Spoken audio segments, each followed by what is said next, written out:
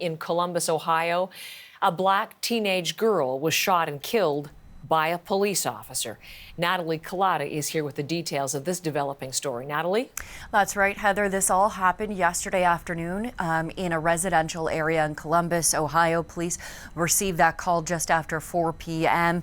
and then of an individual who said that there was someone who was trying to stab them and put their hands on them, and then that phone call got hung up. Now, what happened next was captured on body cam video from a police officer. However, CBC is not showing that video at this time due to the graphic content and graphic nature of that video, but I am going to talk you through what it shows. So we do in this video see police arrive outside a home in this residential area that you're seeing here. You can see this teenager start to run towards one woman who falls down on the ground near a driveway. She appears to have something in her hand, which police say was a knife. The officer is then heard yelling, "Hey, hey, get down." Before she lunges at a second girl, the officer is heard yelling again, "Get down, get down, get down." And then 4 shots are fired at the teenager, killing her. Now, the state's interim police chief did speak about what happened. Here's a little bit about what Police Chief Michael Woods had to say. Have a look. Information was that a caller said females were there trying to stab them and put their hands on them. Dispatchers tried to obtain information about weapons, but were unable to gather that information.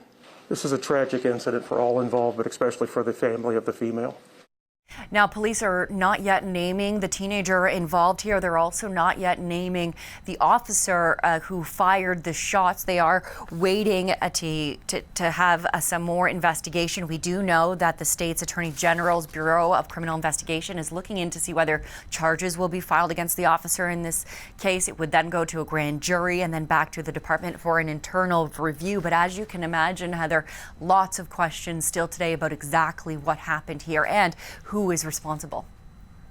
And the when, as I was mentioning, Natalie, on the very day, just minutes around the time Derek Chauvin was convicted in the death of George Floyd, and activists and advocates have called that moment a step forward.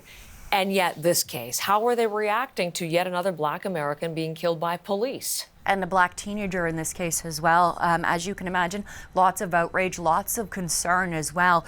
We do know that there were individuals who took to the streets, came to the area where this all happened, as well as the local police station after this happened. Have a little listen about what happened. Take a look.